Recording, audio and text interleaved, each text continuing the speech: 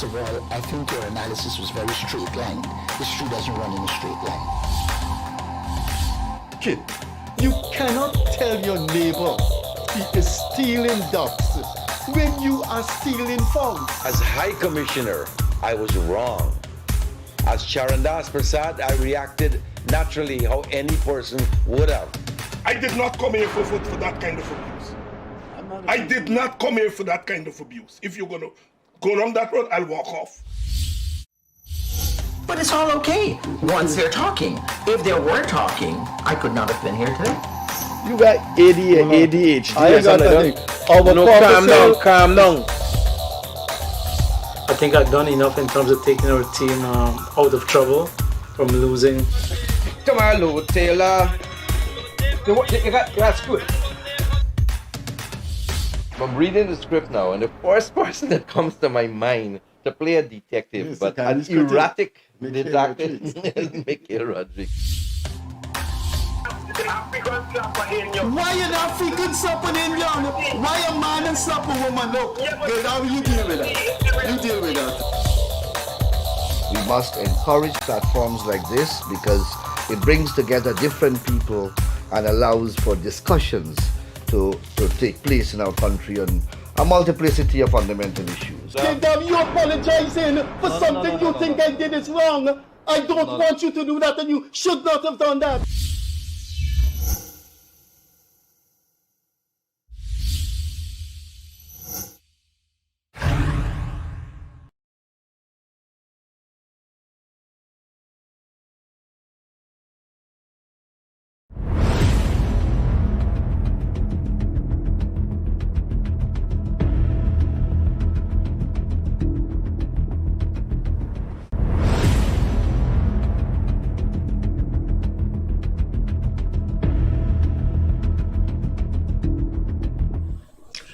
Hello there.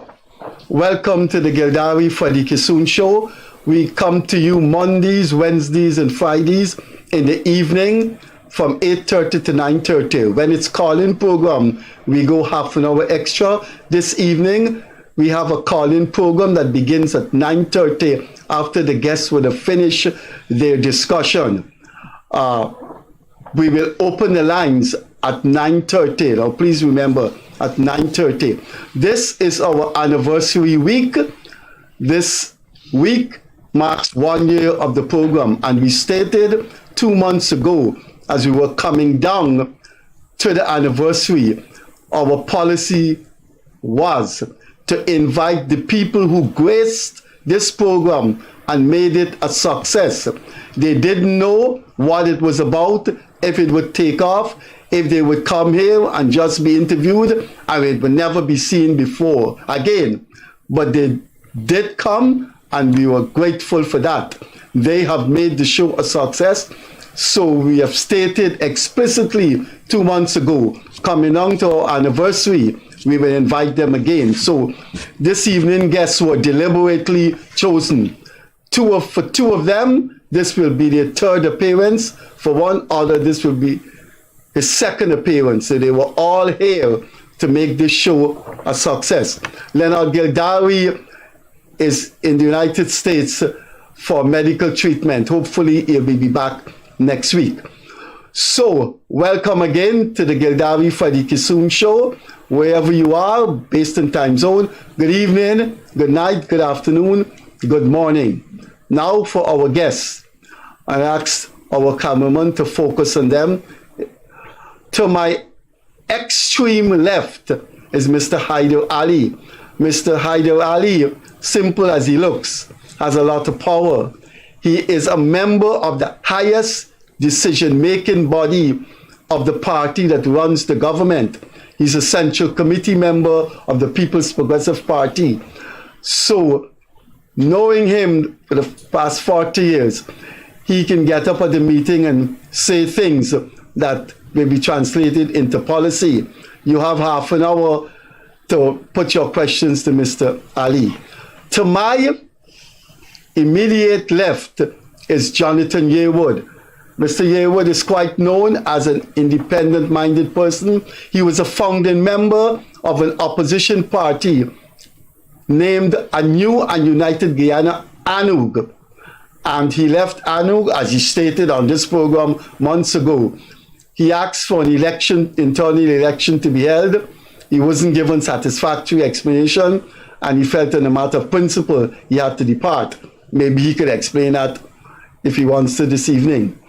Then between Hydar and Jonathan is a man that I hate. Now, I don't normally hate people.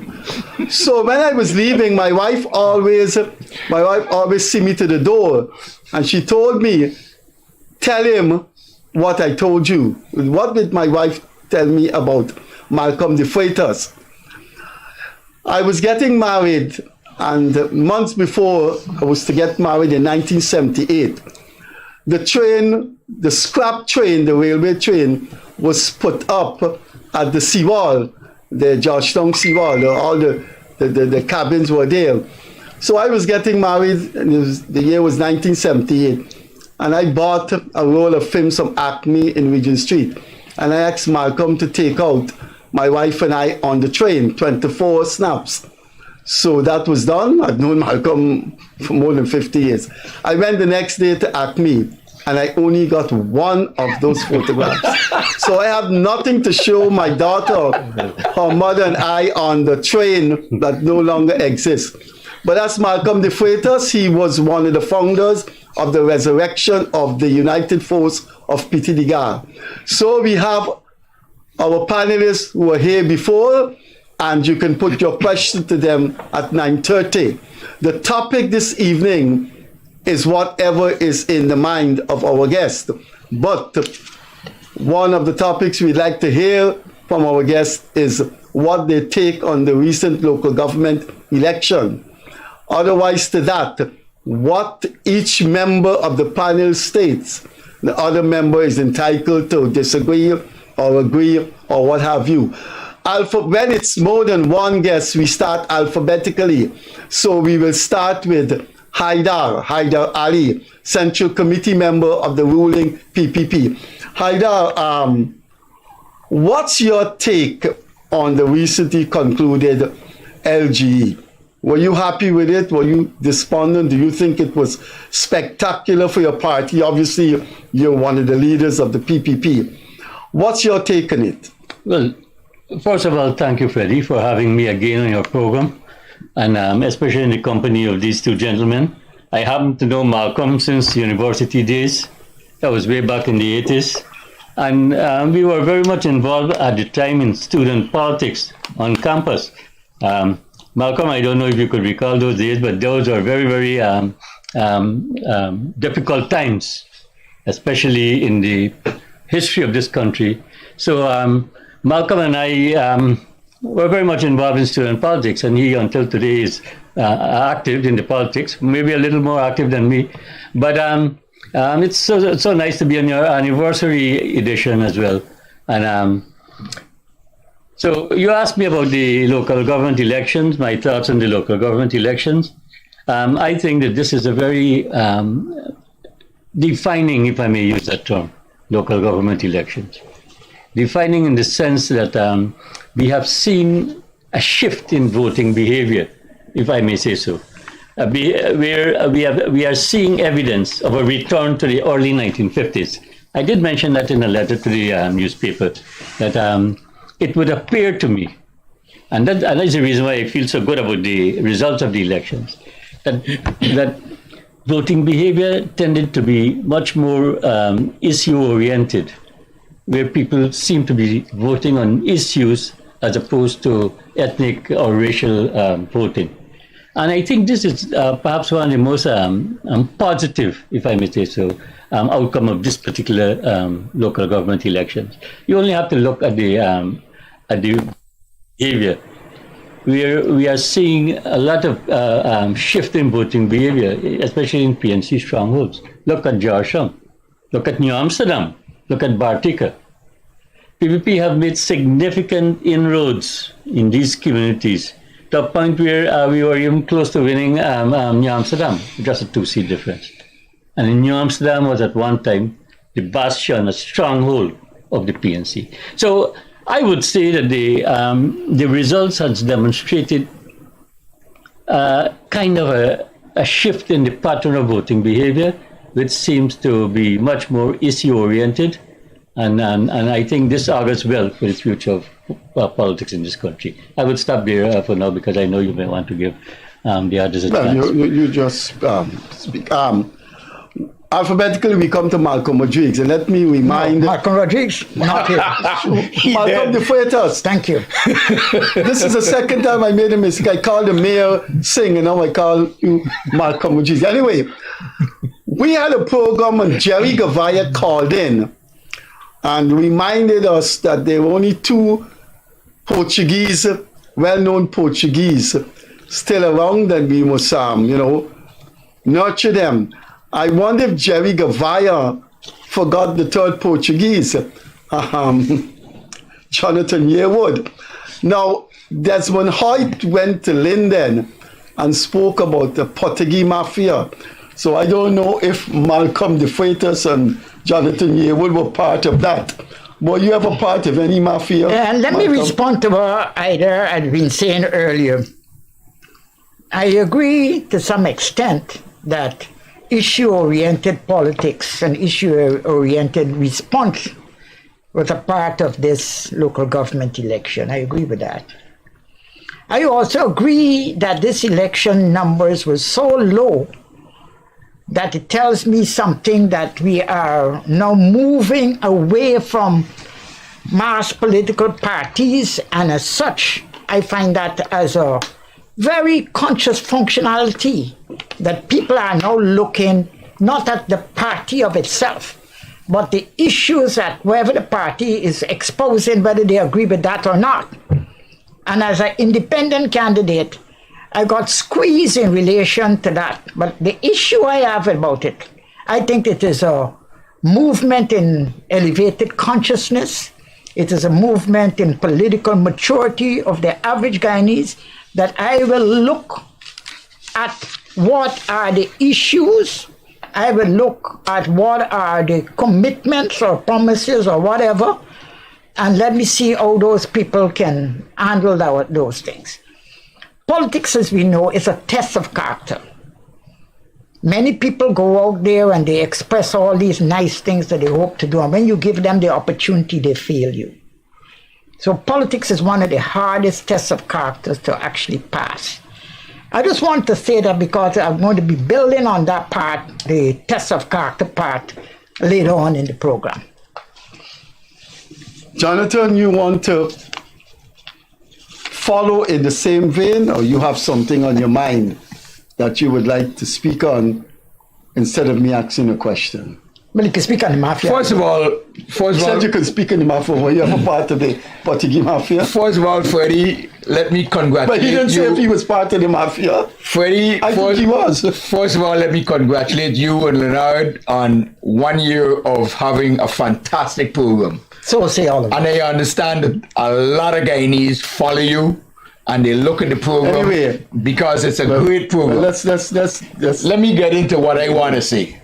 And as far as I'm concerned, this local government election 2023 is a fiasco. It's a waste of time. It's a fraud. And I'll tell you why. Because in 2016, local government election for many years, we had a 47% turnout. 18, we had a 36% turnout, voter turnout. Up to now, the 23, 2 weeks, today is the 23rd, 50 after whichever days after the 12th of June, GCOM can't tell us how much was the voter turnout, but I guarantee you it's less than 25%. So Guyanese on the whole are not in the least interested in voter turnout, are not in the least interested in local government elections. And the mere fact that we are electing mayors, we are electing people into running our towns and our NDCs with a very low voter turnout says that Guyanese are not in the least interested in local government elections. And the amount of money that we've spent, both through GCOM and both through the political party, well, process. APNU has not spent, they said they have not spent a lot. But the PPP has spent a whole heaping lot of money, whether it's government money, whether it's taxpayers' money, or whether it's PPP's money, into this local government election. And as far as I'm concerned, we, the Guyanese taxpayer, have been at the loss of this because the results just don't show the value for the money spent on it.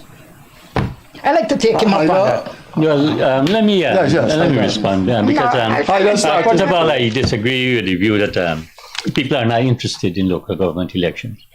I would say generally, local government elections do not get the same kind of response in terms of participation in the elections as the general elections would do, and that is for understandable reasons, right? Because the stakes are much higher in a national election. But I cannot say that the turnout at this election was lower than in the previous election, because I've been visiting a lot of the place I voted. I've seen quite a lot of people along lines. So I don't think, I haven't seen any official position from GCOM itself as to the turnout, the national turnout for the election. But I don't think it was lower than in the previous elections.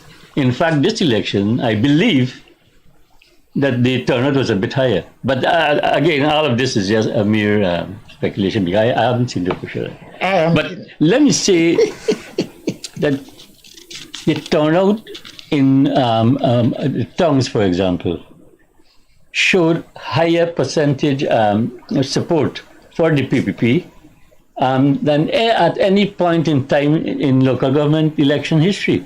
The PPP upped its numbers in Georgetown, in Linden, in New Amsterdam, and in Bartica, in the other township. The PPP upped the numbers of support it has received significantly too. So I don't know on what basis Mr. Yearwood has been speaking about people not interested. I think that this election showed tremendous interest in the local government election. So I beg to differ on that view. Can I quote you some figures? Please do. Georgetown, 2016, 41,923 people voted in Georgetown. 2018, 28,436 people voted in Georgetown. 2023, so far that we know, 34,220,000 people voted in Georgetown. Where are we? From 2016, we've lost what? We've lost 7,000 people in Georgetown.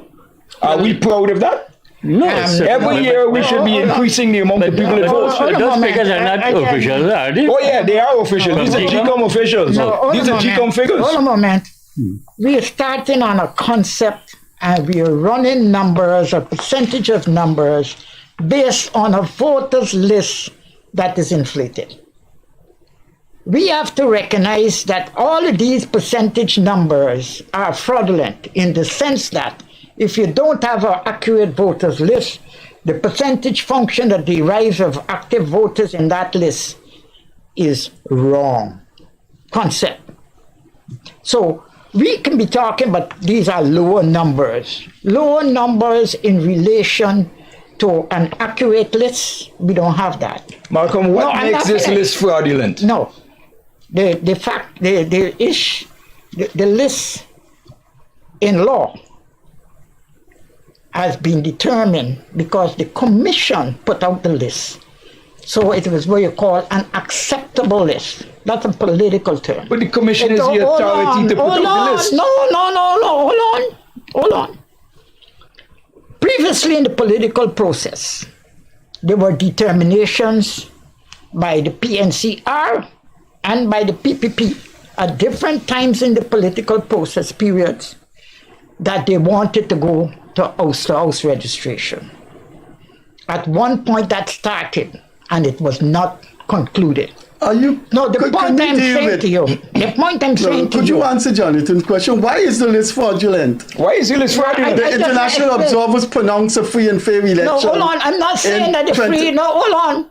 International observers, you have to understand who they are, what are their purpose, and why they come to and how they come to decisions that they make, and why they come to the decision that they have made. When you want all of that parallels, then you can tell me Malcolm, you tell me what you haven't said Malcolm, why tell me you what listen nonsense Friday. you're talking about. I said to you, the You fact are hold discrediting on. the International Observer. Yes, I am. You discredit. No, I am. If you put it that way, I am. But you also And I am saying. But you that also discrediting our Chief Justice. I am. Because our Chief Justice says You may end up discrediting yourself. Hold on. You may end up discrediting yourself. No, I don't have a problem with that. The point is, the political process has started, and we said we can cure the list. That was not the term, my dog. Right. I'm quoting your vice president.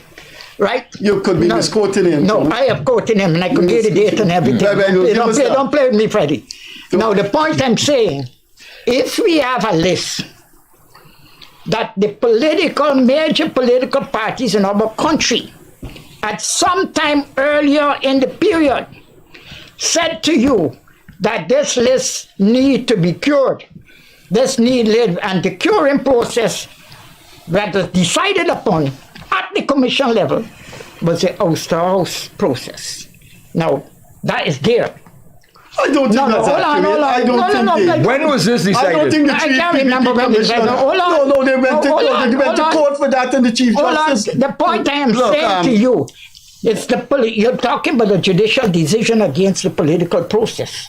Now, don't let me argue when about this the program is political finished, go back and process. look at it. Well, You you will see do the that. nonsense you're Well, talking. you can think it's nonsense. The point is, and you see, Hydar is quiet. Because he's conscious. Why he's conscious? Hydar is quiet because he knows I'm fighting his battle for him. You can't tell the man that. Look, when we bring the man up, the man is being, the man is observing protocol. He's waiting until he finishes. The point I'm saying. Malcolm, but I can't believe the nonsense I'm hearing here. You might think it's nonsense. But the point is, we have had commissioners from both sides of the political divide who made decision at one time or the other to go through this process of the house-to-house registration. Look, I want to come in here. Yes, I know. You want to reply to Malcolm's nonsense? Of course, I have to. My friend. I have to. He's constrained by his position as the executive of the People's Progressive Party. I respect But why he's constrained by that? because that's how we No. Why he can't speak objectively about reality? I always proceed on the basis of objective discourse. All right, good. Right? I can live with that. And I'm going to go with that premise. All right. Right? The PNC has always been saying that the list is flawed, and they blame the list for the same list they won in the 2015 election. Well, they won with the same list. Well, I will put one in quotation mark for the time being there, because but I don't want to go into that election. Let us go on the assumption that they indeed won that election. Right, because Brian Hunt, the U.S. Embassy was involved in that election, and I'm naming Mr. Brian Hunt. And you would recall that there was a one vote difference in Region 8. In Region 8. And Mr. Hunt, that could have changed the outcome. And Sewage Valley did not want to order recount. Which part in the world there's a difference of one vote? You know, I have to talk to Sewage Valley. We got it right now going on. Right now we got it going on. Right now the difference of a few votes. Right? You're talking about the tied elections. Well, That's you're going to repeat 1-2 additional. One in Region 6. Not only that, they win Mahdia by what? 3 votes? But, you know... they win Mahdia by what? 3 votes? Mahdia. This election. That's what I'm saying. If you're going by the numbers that you win by... But I was talking about the 2015 election. We have won a single vote determined the parliamentary representation, which could have altered the whole balance in the politics. So that's the reason I'm saying I put one there in some involved. I agree with that. Because of what I know Brian Hunt from the U.S. Embassy did. Right? But the point I'm making is that the list... The PNC has always put blame on the list. That is, the list is bloated, the list is this, the list is that, phantom voters, this and that. But the fact is correct. I hope you don't mind me calling you commerce, because commerce is a term I'm so... you go ahead. Right? Is that the PPP has always won elections on the basis of a voters list that truly reflect the suffrage, the voting population of this country. The PPP has never, ever, well, let me put it differently. We have always been the victims of PNC propaganda and allegations of rigged elections.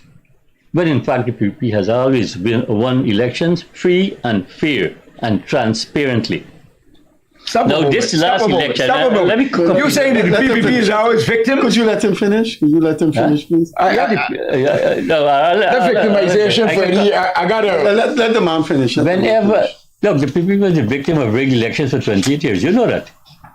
Unless you want to ignore that. I'm not going to ignore that. Right? I'm not going to ignore that. But PPP is named ain't nobody victim. All right, okay. PPP ain't nobody victim. This last election, for example, the local government election, I think it was free, fair, transparent, and the results of that election truly reflect the voting preferences of the people of this country.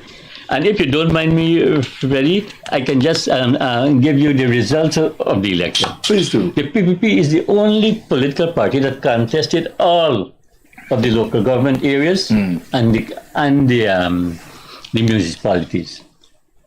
All, and out of those, PPP won 7 tongues, 59 NDCs, 906 of the 1,220 seats. That amounted to about over nearly 80% of what I would call the popular votes nationwide.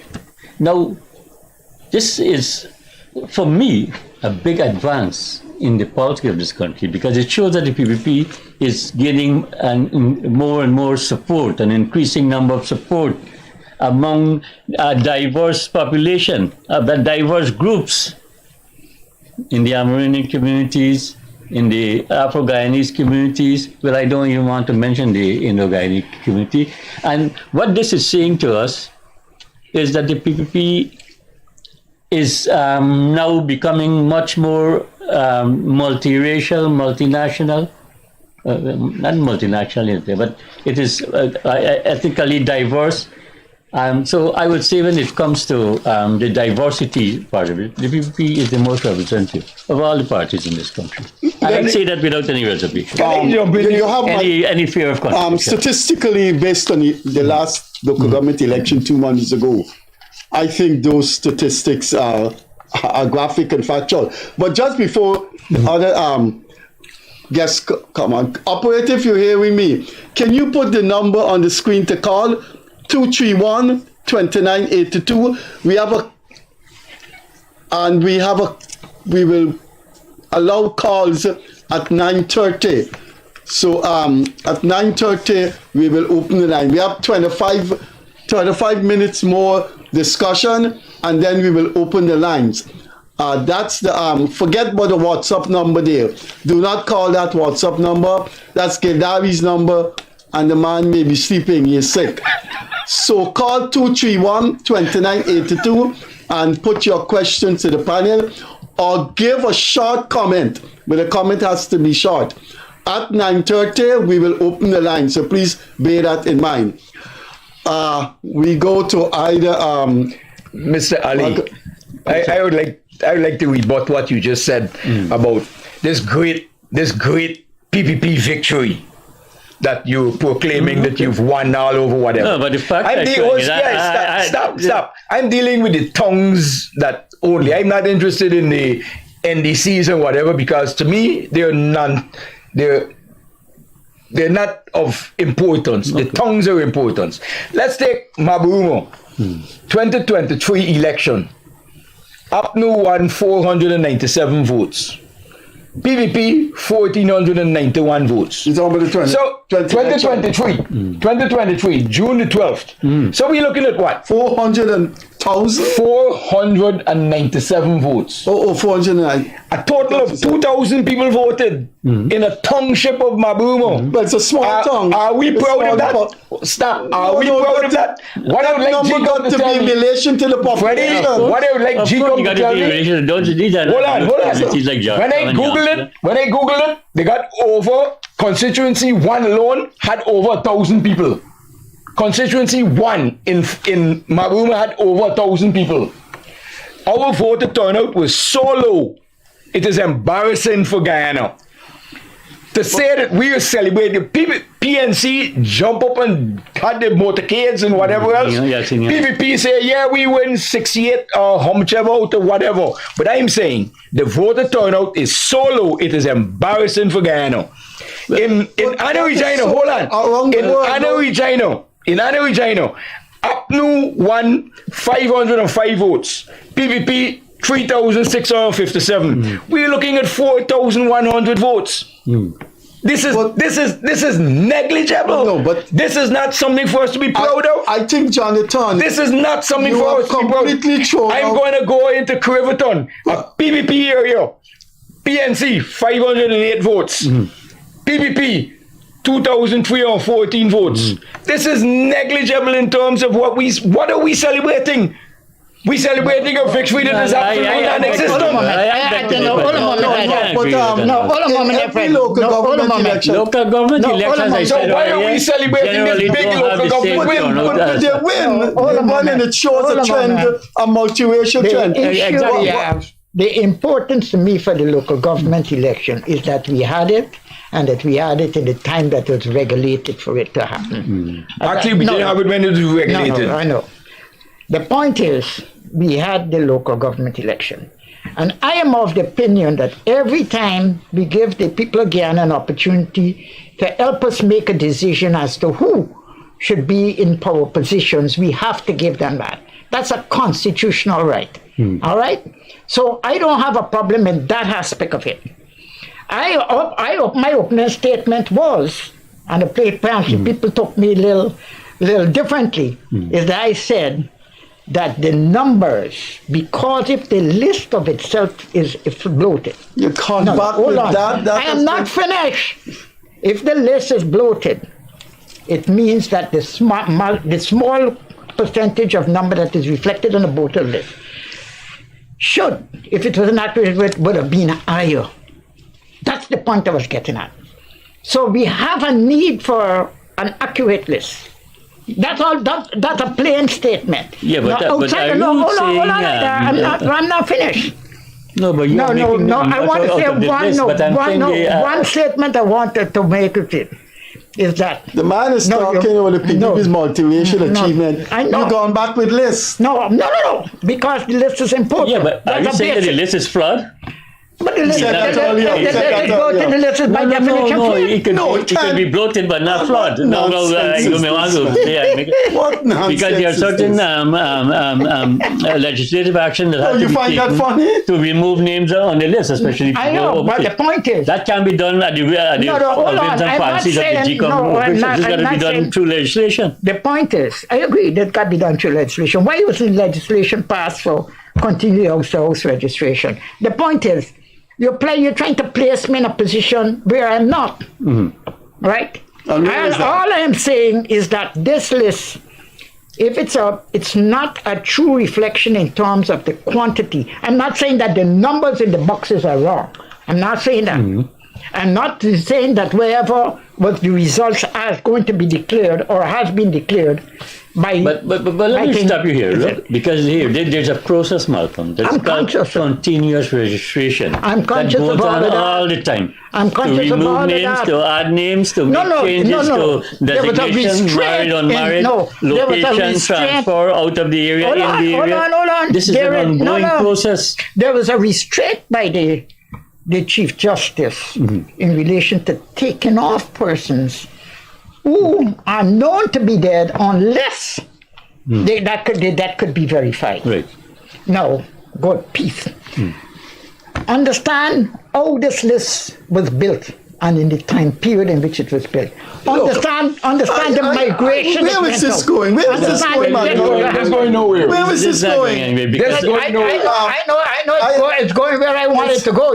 But you don't know where you're going or where you want it to go. I know where I'm going. I'm trying to get an accurate list so that the reflection in terms of the percentage and wherever happen on whatever election. Malcolm, regardless of the list, the numbers in the box the numbers that are actually in the box reflect an embarrassment to both political parties. I agree with you. Both political parties. I never disagree with that. If you are going to celebrate a victory that you only get 1,008 votes compared to your opponent's 447 votes, that to me is ludicrous. Because both political parties have failed Guyana. The only winners in this election are the people who did not vote. So you know, the people who did not vote. Because we sent a message. The people who did not vote sent a message. No, you can't determine that. Say that, man. You can't determine by the fact that they are not interested in either of the two of you.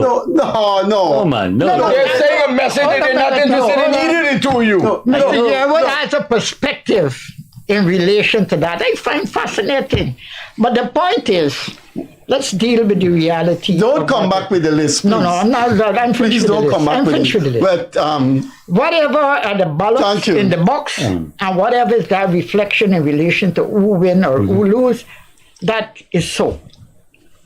But the point is, the argument of the possible other voters that did not exercise their franchise, what is the political rationale or reasoning for relation? We had one point of view from Mr. Yearwood. Right. Local government elections at some period doesn't have a magnitude of voters. I think the highest we've ever had was 38%. No, but the point is, 46% in 2016. God, beautiful. But the point is, we match that now. No. So if you didn't match that, is the political process and a definition too large made getting political better? Party, are the people in congruency with them? That's the point he's getting at. That's my point. If the numbers say differently, that's what you got to say. No. Listen, let me make one point. Listen, why people vote and why they don't vote has to be ascertained. We just can't exclaim that people didn't vote because they rejected the frustrated. But Freddie, the mere fact that less people voted at this election compared to the other elections sends a message to both political parties. But it sends a major message. Not necessarily. Oh yeah, it does. No, it could be that people. What other message can it send? Hold on. The issue we are talking about here is the essence of democracy. That right to vote. I agree. And people have exercised that right to vote in this local government elections as in our previous elections.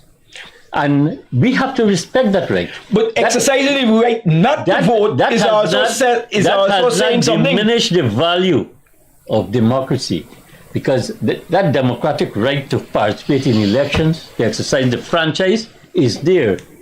One can argue whether more people could have come out and vote, but there's a concept to Freddie, what they call functional apathy. Not everybody who don't vote necessarily means that they don't like politicians or they reject the system. And I agree with you. Functional apathy is a concept that says sometimes people. But democracy also says it is my right not to vote. Of course. So most people in Australia you're compelled to vote. Yeah, not Australia. Yeah, you can be fined for not voting. But in Guyana we are not compelled to vote, and a lot of people have exercised their franchise not to vote. Well, and you have to respect that. And we have to respect that. So right? So that's something to be to. And Hydar, I'm saying that when any political party jump up and say that, hey, we win. And we win big and we win little or we win whatever. Remember, the majority of Guyanese did not vote for either of the two. And that's a functional apathy. And that is our choice. And that is our choice. That is the Guyanese people's choice not to vote for either of the two. No. But the argument of functional apathy as expressed by it's not necessarily apathy. No, hold on. It's a political concept. It's a political concept. No, and that is a strong political concept. The fact is that if we could not energize somebody to go to the polling station, we have the political process has failed that person. We are fortunate in our country. There are other countries where people are compelled to vote. Yeah. And they spoil the votes. That's the way they express their. That's the way they express it. I'll vote for somebody who's not on the list. Well, whatever. But the point is, we have to recognize that our people exercise the right. And they Right. exercise the right by not exercising the right. That's right. All of that is part of the democratic process. It is. It is. So will you agree that that should not diminish the value of the democracy? My point is, democracy is democracy. this great celebration of who win and who Going again lose. with celebration. The people Because won. both parties, The people won. People voted. But the people are and not the party celebrating. won. The parties are celebrating, not the people. What do you want the people to celebrate Exactly. for? What? Why are the It's parties no, no, celebrating when it's not their win? I am lost here. I am lost. I am getting Hydar, I want to ask you. Because I want to because ask the you. people. Hold on, Freddie. Hydar, I want to ask you a question. How much money did the PPP spend on this local government election? You go on to treasure the party. A tremendous. Don't give me a figure, but a tremendous amount of money. Tremendous amount of money. And did you get value for your result? Yeah. Do you get value for your money? As far as I know, my analysis of it is no, you didn't. No. Mr. Yearwood, Mr. Hydar, PPP don't buy votes. I'm not saying you buy votes. Right? You spend money on your elections campaigning. You spend money on your propaganda. You spend money all over the In place. 2016, the PNC was in government. But your point is. Right? I just want to make Yeah. In the 2018 election, the PNC was in government. They had access to the full treasury, right? And yet the PPP was able to do far better than them. Yeah, in the local government election. In Jarstrong, we moved from 2 to 7 seats. But when the PNC was and I understand that. And when we were not in I will go so far on this program to say that in this 2023 local government election, the PPP cut the PNC tail royally. I will go publicly and state that. But I will also say that there's nothing for the PPP to celebrate. There's nothing for the PNC to celebrate. Say that when there was an election, and the people Freddie, won that election in a multiracial way. Freddie, there was serious crossover votes. The value for the money is not there. When you get 1,000 people voting, would you agree that the crossover vote for the PPP this time was much more significant than in any previous time? I will agree with that. Right? I will agree with you with that. I want to take this opportunity to say something here, that the crossover votes in this election was more significant than any other election in the history of this country. Because even if you go back to the early years of the 60s, I wouldn't even go back to the 50s, but the PPP had never been able in its history, going back right back to the 60s. I will go so far as to say in the tongues to get so many crossover votes, multi-racial votes as they did in this election. In my analysis of all the tongues in this 2023 election, the voting population for the APNU decreased and the voting population for the PPP increased. Good. Well, I'm glad it's coming from you. I will acknowledge that. I have no issue with that. That has significance. Well, that is the final thing. Stop a moment. But an increase of 50 votes, an increase of 500 votes, is that significant? No, but it's much more than 50. And no. It is in the thousands in Georgetown. You talking about Georgetown? But Georgetown is only one. Georgetown is only one. Hello. I'm in this conversation. How much money has the PPP spent in the outlying areas? Hold on, Mr. Yearwood. The issue we have is that when you start in, and there was an implication here, Hydar, you brought it up, right? That when a political party is in government, they have some de facto or right to utilize the assets of the state. I'm not finished. I'm not finished. All right. I said it was an implication. The point is... I'm not finished. It can't be an implication when you're attributing a statement to the man. I'm not finished. But you have to withdraw that. No. Are you want me here? The point is, the political process as we have it here, right? I think that political parties, one, should not be involved in local government elections. Why? Political parties. Parliamentary political parties. I agree with you. that should not be involved in local government elections. It's They are all over the world. It's unprecedented. No, in the history of electoral I'll tell politics. you why I'm of that. Yeah, why but I'm of that's that unrealistic, opinion. man. That can't No, I don't know. We could It doesn't happen in the world. We It could doesn't happen create any that. part of the world. No, if we move up, if that concept start tonight because I've said it, I'm happy about that. That's not a problem. But the issue we have, that would give more community basis for governance of the community instead of being filtered and negated many times by political parties. Look what happened in the last 20 or 30 years of the city of Georgetown. You have these two massive political groups. One who is in power at one time supporting the governance of the city. One who is not in the governance of the city and in the central government not supporting it or supporting it as they please. You know, that's a difference. And the law is very clear on this matter. All right? The law gives certain responsibilities to central government to adhere to in relation to municipalities. The previous administration, nor this administration has done so. No And you government can go has. and you can go and read the law. No government has. All right? Now, the issue we have there, if government, central government, obeys the law as it is, we would have better governance of the city. Government of all the municipality. I'm not finished. No, government of all the city entities. successful governance is based on generosity of the central government. Anyway, No, so it is not. I didn't say that. More or less, that's what you No, said. I didn't say that. The point is, now if you look at the responsibilities of the Minister of Finance, the Minister of Finance has a responsibility every 5 years to issue an order that is gazetted to instruct the Chief Valuation Officer to run the numbers. And if he has to change the weights in relation to that, to do so. No, the last time that was done was in the late 90s. 92, I think. But whatever it was in the late 90s. Because you got to give the 5 We're years talking about after that. property evaluation. Yeah, property valuation. Now, if that is done, or when that is done, and I think it should be done,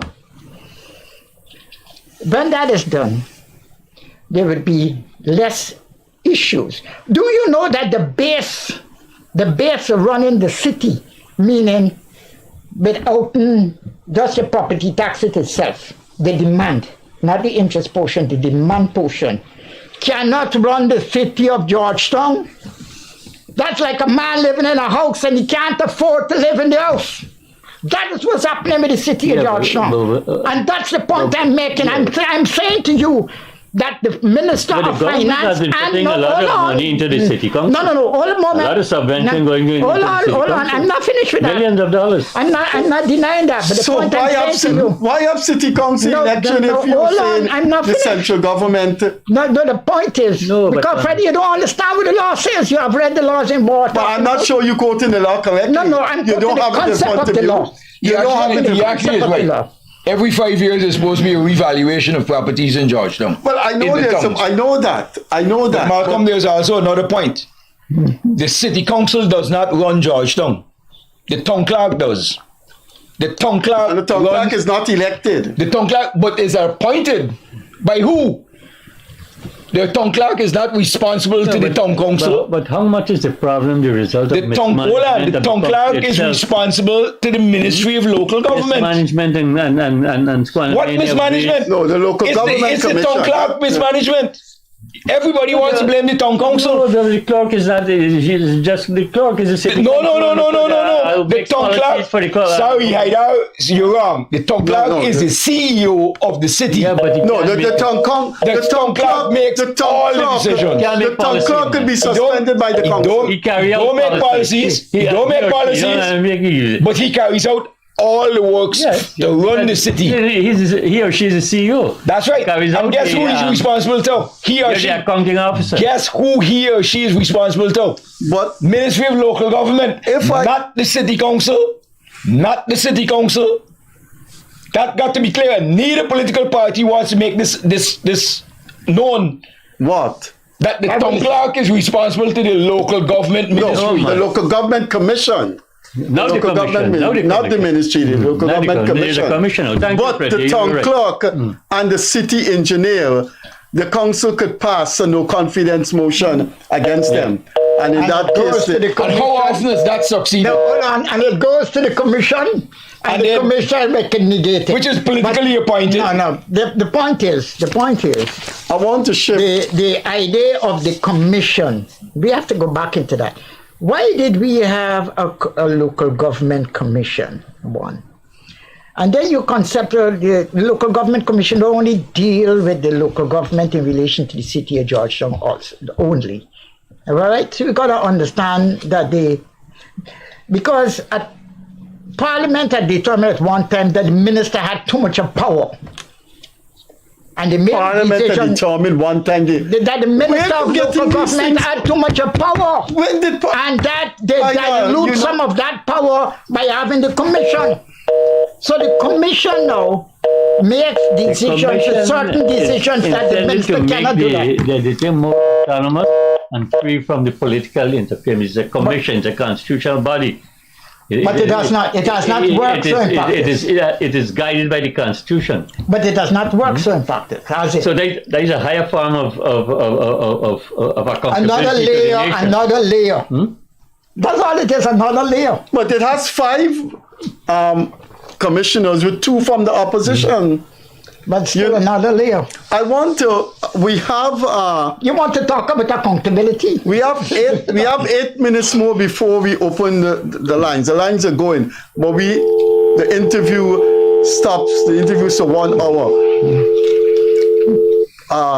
Pardon me, operator.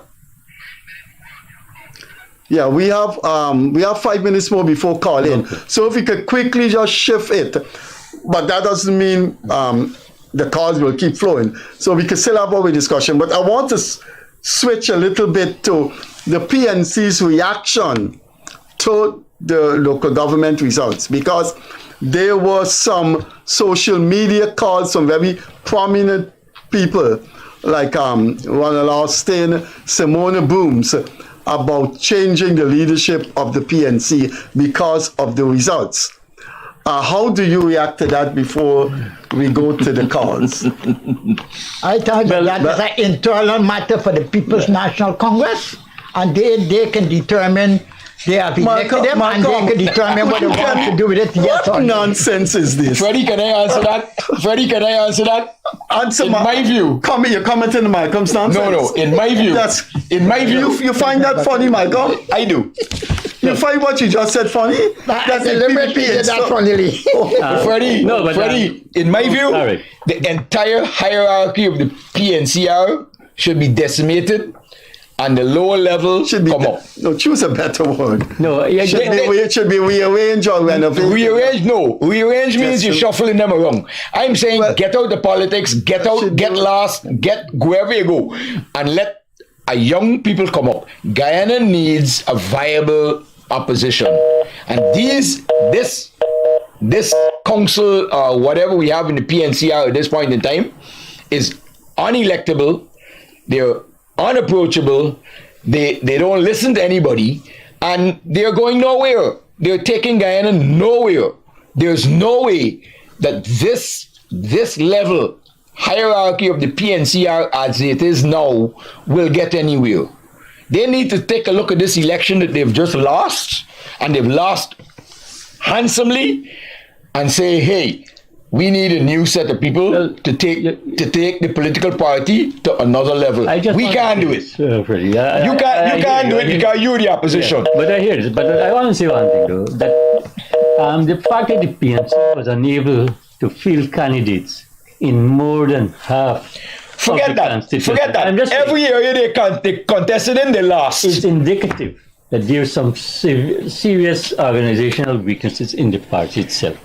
And take Latham, for example.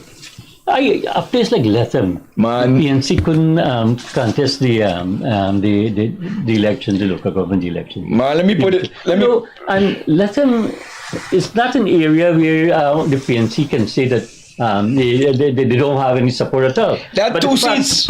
Yeah, but the fact that they have not fielded candidates in a place like Lethem, not to mention several other areas, is in a fact they have deprived their own constituency from exercising the franchise. And something ought to be fundamentally wrong, I am submitting, in a situation like that. The fact that Mr. Yearwood is getting the position, he's not a member of the party. He's outside of that party. And he is saying, no, I'm not Anok either. No. And he is saying he has an opinion as a citizen. And I respect that. You have a right as a citizen to have an opinion on any political group or anything. But I am saying it is the business of the PNC. Man, stop that, please. No, it's the business of Jonathan Yearwood to analyze what's going on in the PNC. Because the PNC is a national party. Let me has implications. Could you stop that, please? Can I have the floor? Stop that, Hydar. He's the floor man. Hydar, let me put it this way, and I've analyzed it, and I've talking GCOM election results. GCOM election results. Linden, stronghold of the PNC. 2016, APNU AFC had 7 seats PR. PPP, none. 2018, I'm talking PR. I ain't talking constituency. You're talking PR, yeah. PR, APNU, 5. They lost, APNU lost 2 seats. PPP, 1. AFC got 2. So opposition had 7, PPP gained 1, from none to 1. 2023, APNU, 6 seats.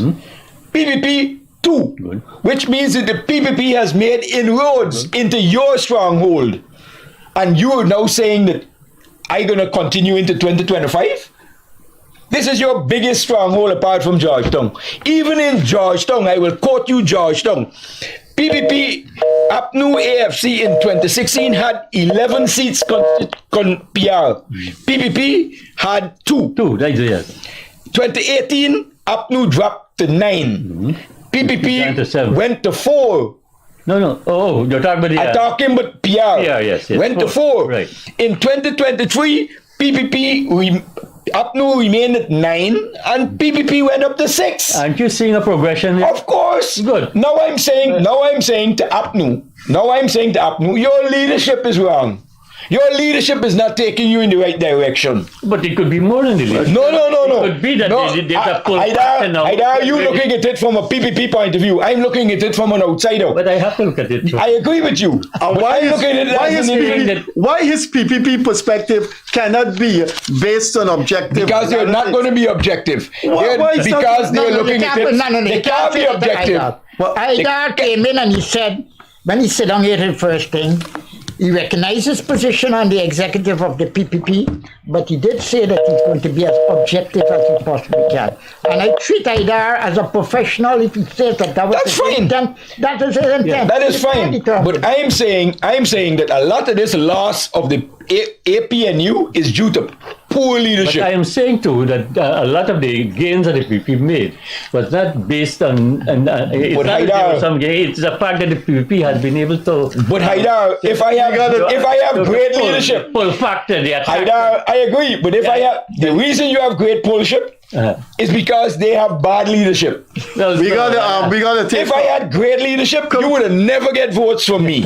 All right. You understand what I'm saying? Because you have bad leadership. The PPP is made inroads into you. You don't follow. Non-sequitur. It does, of course. No, you don't follow it because of bad leadership. It could be because of. He's strictly logical. It's not political science. If I'm moving from you to you, it's because something wrong with you and something right with you. Gentlemen, for those who are trying to call in, please keep the call as brief as possible.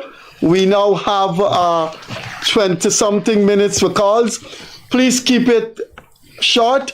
Please, if it's a comment, make a comment or say who you want to see. Here's a call. Hello? Good evening. Hello? Hello? Next call. Hello?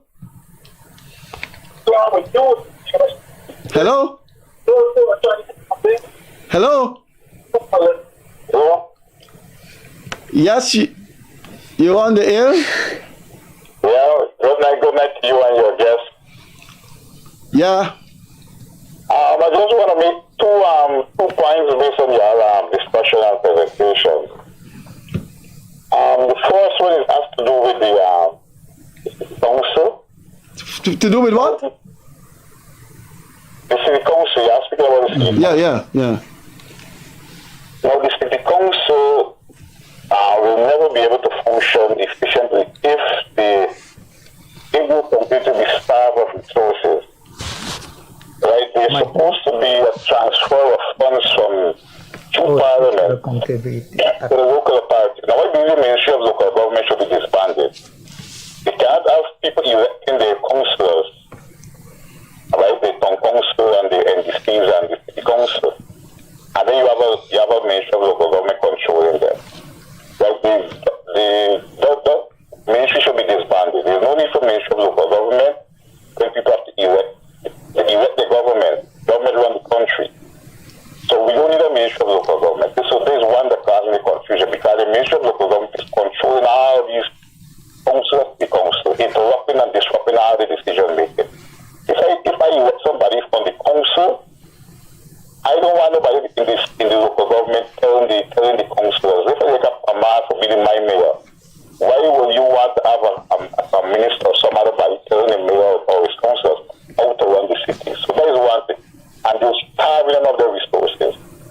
Now, the people, the government and the big business, they should pay their taxes. They're not paying the taxes. I think the city council should publish all these business people and all the government that owe these taxes. Line them up in the newspaper and let me see all of them who owe the city. They owe the city millions and billions of dollars. They owe the city. And then they want the city to... You can't make the city do $1 million work with $1,000. They can't do $1 billion work with $1 million. So this is what happens. So until the power will continue to remain. And the government is very wicked because they're not controlling the city, they're not giving the city money. The city is the capital of Ghana, it's the seat of government. The parliament is in Ghana, the state house is in Georgetown, the parliament is in Georgetown, the arms of president in Georgetown, all the major ministries in Georgetown. So why you keep the city in this derogatory manner? If they were proud of their country, they would have never want to see the capital city. All right, you want to wrap it up quickly so we can take more calls? The next point I want to make. Well, you have to do that quickly, son. Remember the upload, the PNC, whatever they are, they do not want to go to election because of authorities. They only contest the election because they want to maintain struggle. So the judge PNC that they did bad, they did bad because they did not want to go to election in the first place because of authorities. Right? So good night. Thank you for coming, Chief. Freddie, can I answer that? Yes. Anyone in the panelists can answer. My view on that is that... But quickly... This is a point... This is a structure set up by Mr. Forbes Burnham way back when. Quickly, right? And they have... Both political parties have decided that we like it, we love it, we're going to keep it.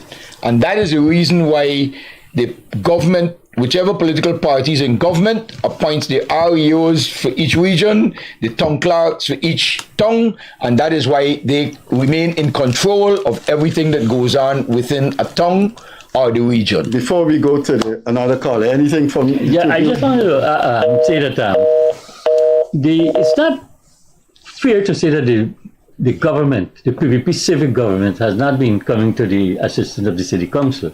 Or is deliberately starving it of resources. I agree that maybe the rate collection is low, and a lot of people not paying up the rates and taxes as they ought to, and that could have caused some problems financially for the city council.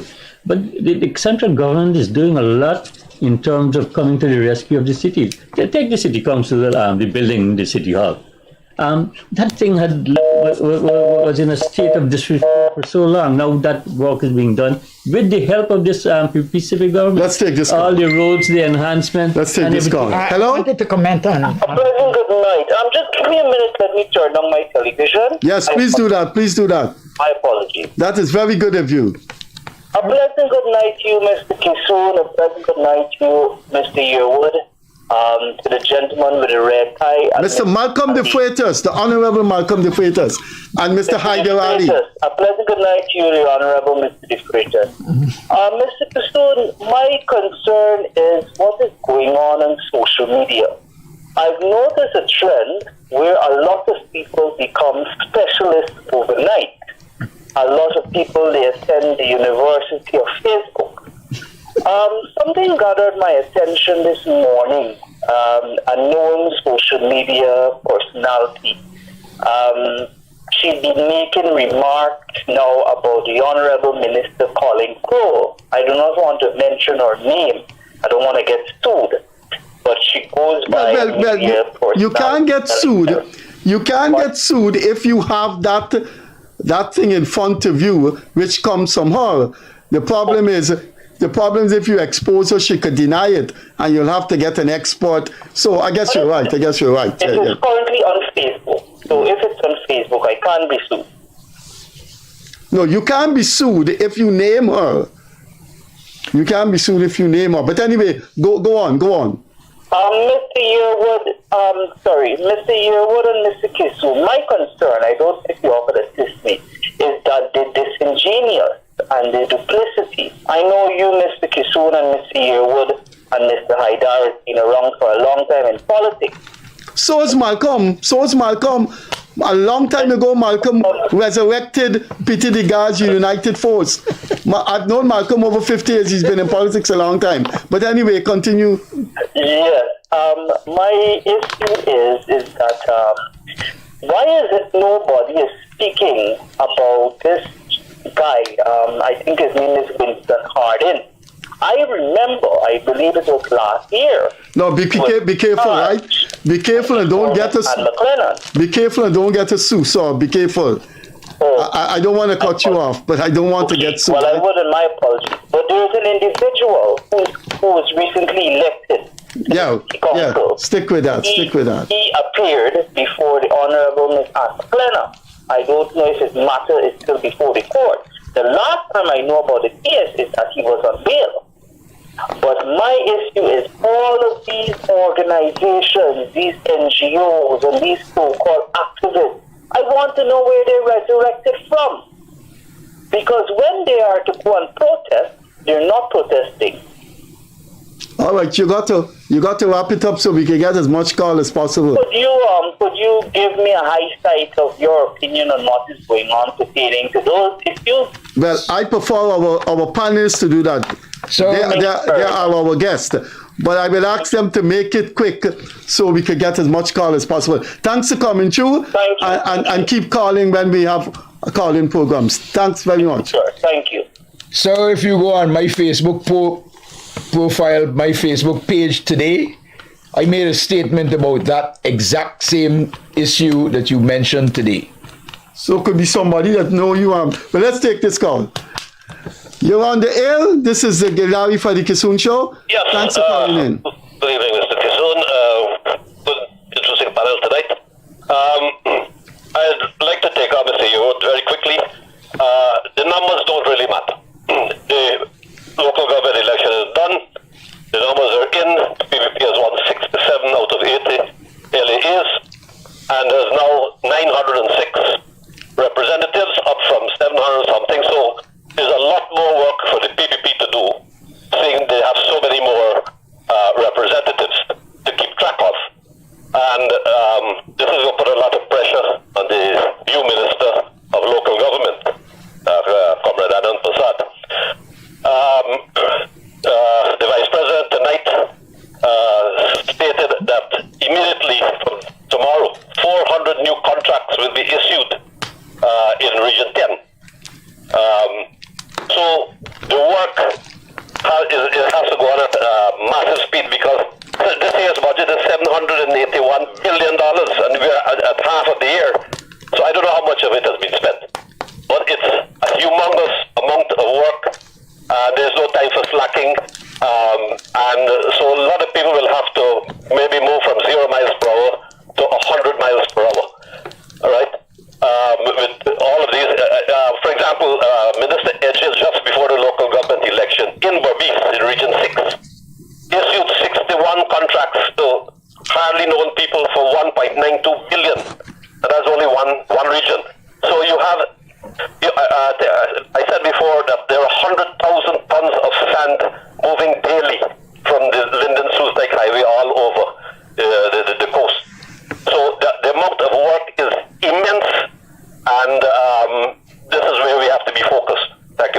Thanks very much for coming in.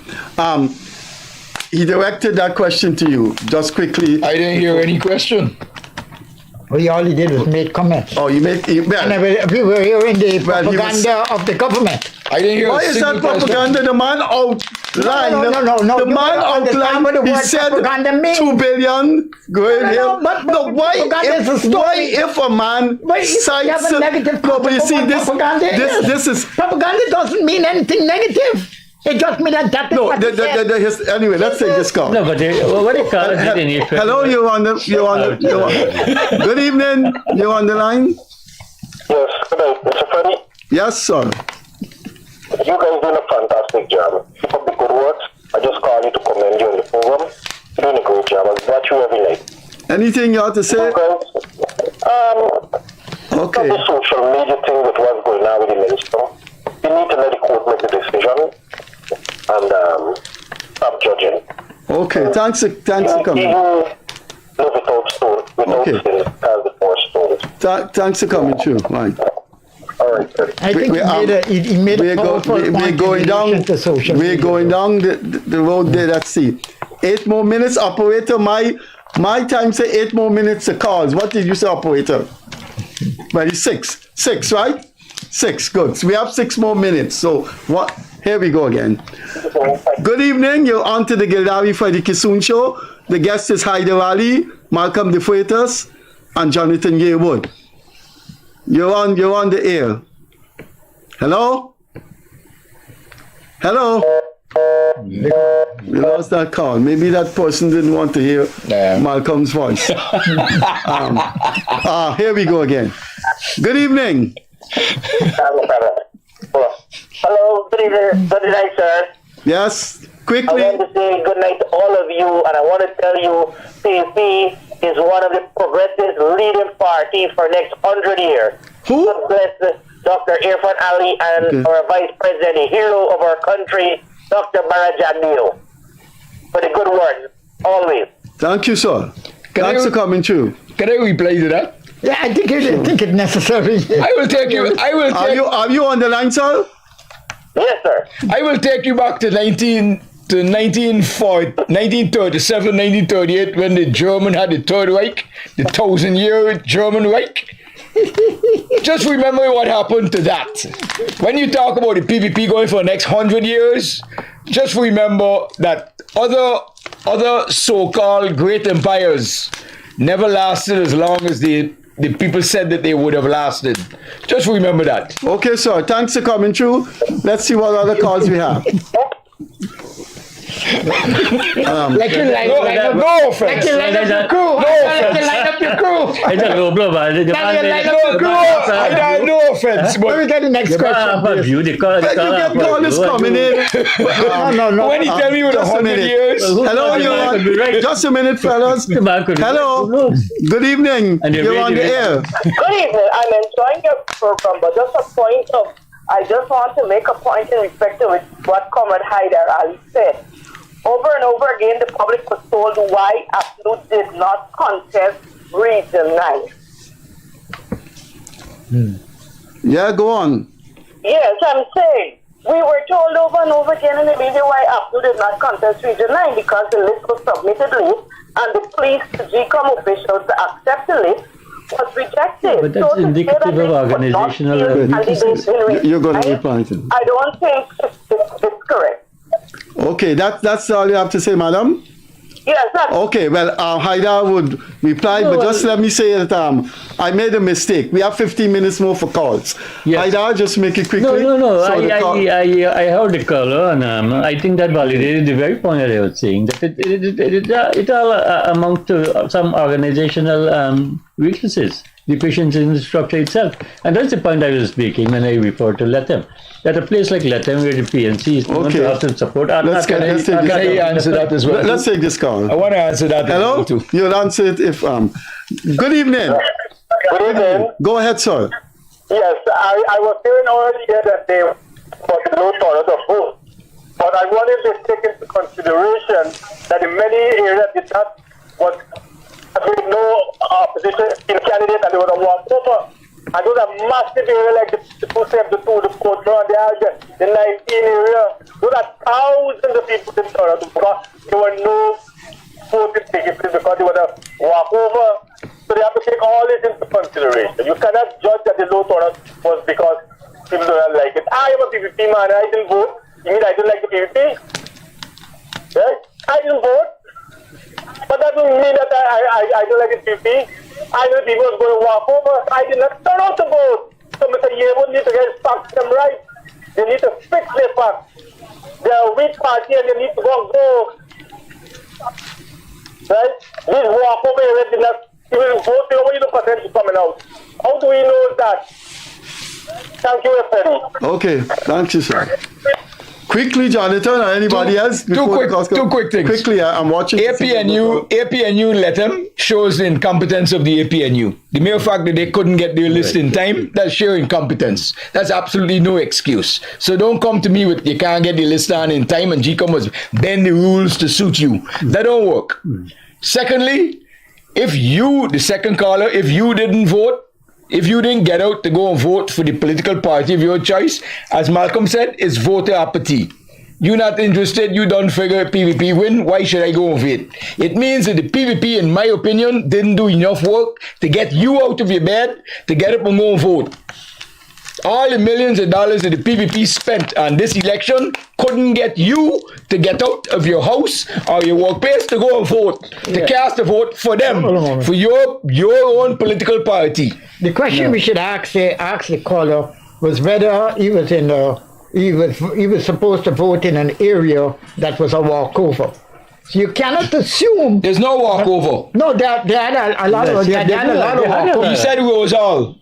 Well, I didn't hear that. But there are a lot, about 40% of the areas were not contested. I agree, so but he didn't say that. Right? And he said that it was was all. the process undemocratic because people didn't vote. But you can't over number the democratic process. Good evening, you're on to the Freddie Kissoon Gildarie show. If there was a vote, you had to go you vote. have to blame the PNC for there's a call on the line. Yes, go ahead, sir. Go. That is not the party money spent for local government elections, sir. It's not the PP money or party money spent there. It's the person that raised funds to run the party. So get your facts straight. Not the party money. That's it, sir? Thank you, sir. Okay. What you said? It's not the party money that they spent on campaigning. It's whose money? He said the president raised the money to the campaign. So. What do you call him? It's not government money. Then it's money generated by the party for the campaign. He didn't say that. No, he didn't say that. No, that's what I think he meant. He said it's not the party's money. So now you know. Probably meant that the government. Now you know what the guy had in his mind that he didn't have the vocabulary for. But what I would like to know. Good evening, you're on the line. I would like to know how much money PPP spent on. I honestly feel this government should have been given consideration to those constituency candidates that was lost, considering the many painstaking moments they have took to gain the confidence of the people. Now, to cast them out only adds salt to the wound. Instead, you just take a PR. Some of them never attended a meeting. You know, Freddie, the little power that has been vested upon us to the NDC, we would have been able to correct ourselves in the constituency. Now to cast us out, only adds salt to the wound. So could you briefly get that? Could you briefly make the point again? Because I didn't get it. Did you? No, I got the point. The point is consideration should have been given to those constituency candidates that has lost their constituency. Considering the many painstaking moments we have took to gain the confidence of the people. Unfortunately, we lost. But because of that, we have been cast out. Okay, sir. Some of them who never attended a meeting. Okay, thanks. I now get what you're saying. Thanks a lot. Okay. Okay, we got to go some. Okay.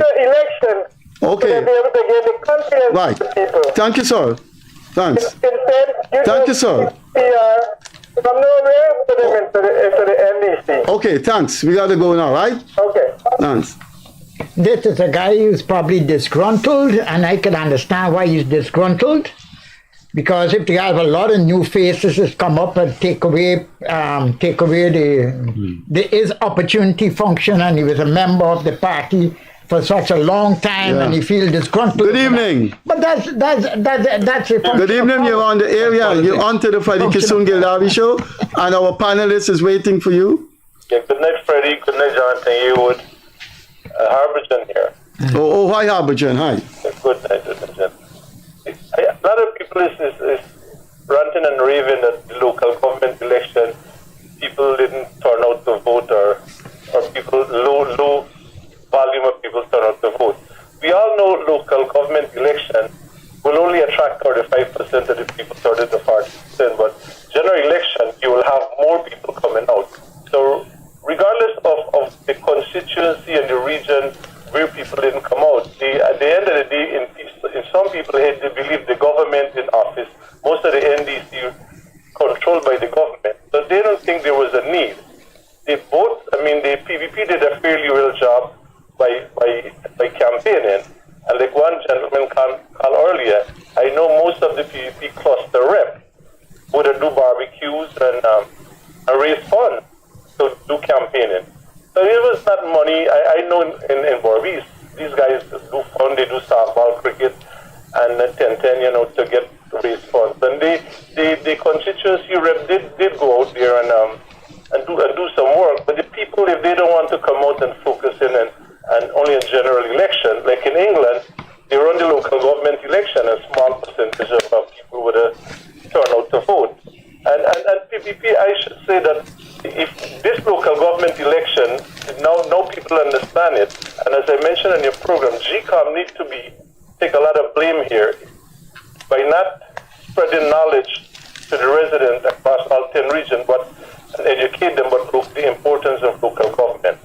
The two political major parties who was in the race, of course they're gonna contest in all the area. The independent candidate, some did fairly well. In Region 5, there was 5. In Region 6, there was 5 independent candidates and groups. So it's the local government is getting to be a household. Let's hope by 2026 we have more independent groups, independent individuals, and so forth. So people can able to get a democratic right to pick a constituency rep to represent them, regardless if they use the PNC logo or the PPP logo. At the end of the day, it's what's best for the community. That's it? Yep. Okay. Thanks, Harbison. Harbison, could I reply to that? Well, he's off. So all right, but you said... Well, let's quickly. You said that the independent candidates did well. According to my research, no independent candidate won any seat in Region 6. Okay. None. Let's get this call. Caller, we got 5 minutes more. Yeah. Just I have a question for Brother Hydar. Okay, go ahead. Yeah. If the PP is such a powerful party, and such our favorite and our conquering party, why are the people afraid to clean the voters list? Like I've had the people and the fanatics from the list. Clean the vote. If they are a cabinet party, they have the whole country under lock and key. Everybody for them. Why are they afraid to just clean the voters list? Clean the voters list. That's it, sir? That's it, sir? Sir? Yes. That's it? Done. Let you answer. Look, the PPP is never afraid of a clean voters list.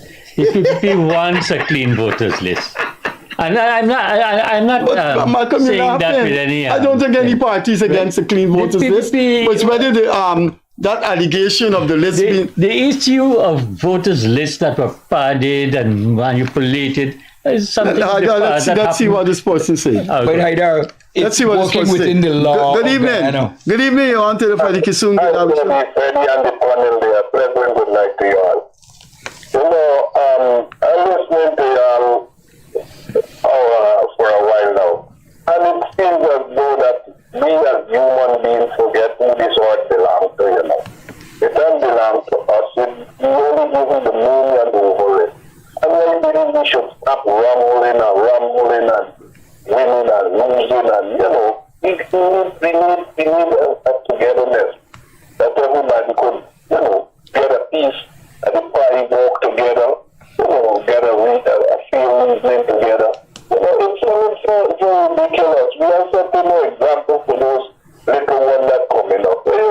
don't even sometimes nobody wrong was not the body line or the body line, this official line, the body line.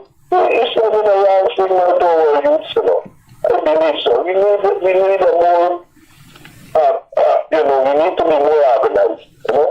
And then we understand that God only gave us the dominion over the earth and the field over this, all the bees, the fish, the sea, and, not over each other, and get a better, let me do better than what we're doing, man. It sounds so disturbing when you see this rambling. It's a bad example for our youths, man. Y'all have a blessed night and see what you could do. Thank you. And improve on this, thing. And something good to tell. Thank you, sir. We'll take one more call and then each panelist will wrap up. If there's no call coming up, let's see. Some of the things that this guy say is kind of consciousness driven, but we have a society that encourages diversity of opinion, and diversity of opinion sharpens the possible result, make it a possibility of a better result, because they are contesting of ideas and ideals and policies and adjustment of policies.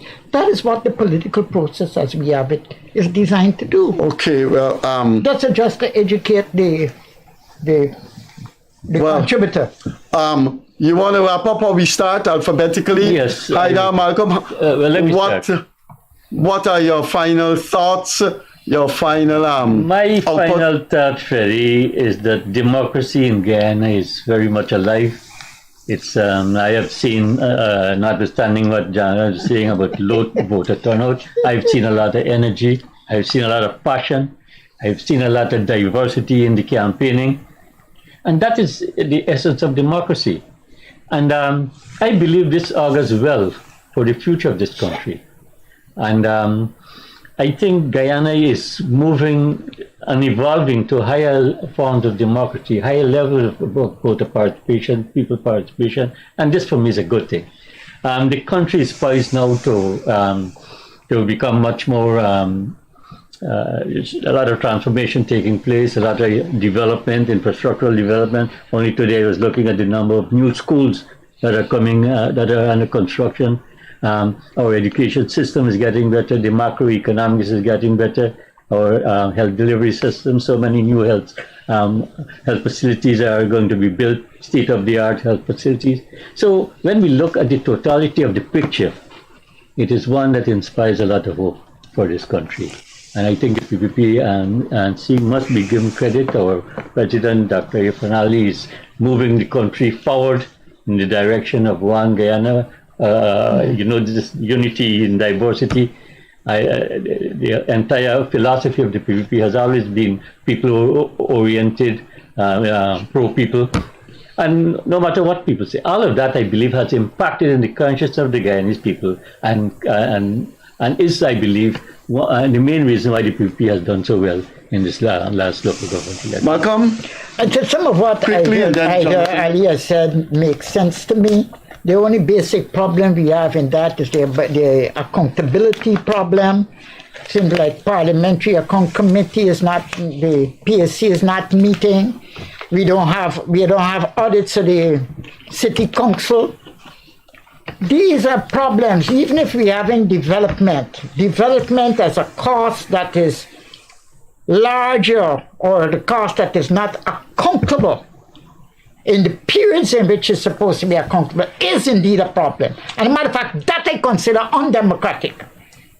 So we're either exposing the party line, I respect what he's doing, but you have to place accountability where it is supposed to be placed. Jonathan, we gotta go. My operators are in my ear. I'm going to say that yes, democracy is alive and well in Guyana, and that's good. Unfortunately, for all that the PPP, all the good that the PPP has done so far, it has not been good enough for a higher voter turnout.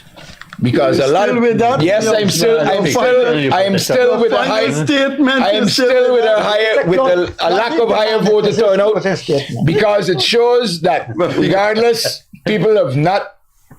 people are fed up of the two main political parties, and they're willing. They're looking for something different. We gotta go. The three panelists that were here before. They made our program successful by appearing on our program twice before and Hydar once before. We're quite grateful for their appearances on this program, and we can assure you that Hydar Ali, Malcolm Defreitas, and Jonathan Yearwood would be here as the coming months unfold. Thank you. You've been watching the Gildarie Freddie Kissoon show. We went for 1 hour discussion, then we had half an hour of call-in. Thanks for the calls. We will see you on Monday. As I normally say, catch you later.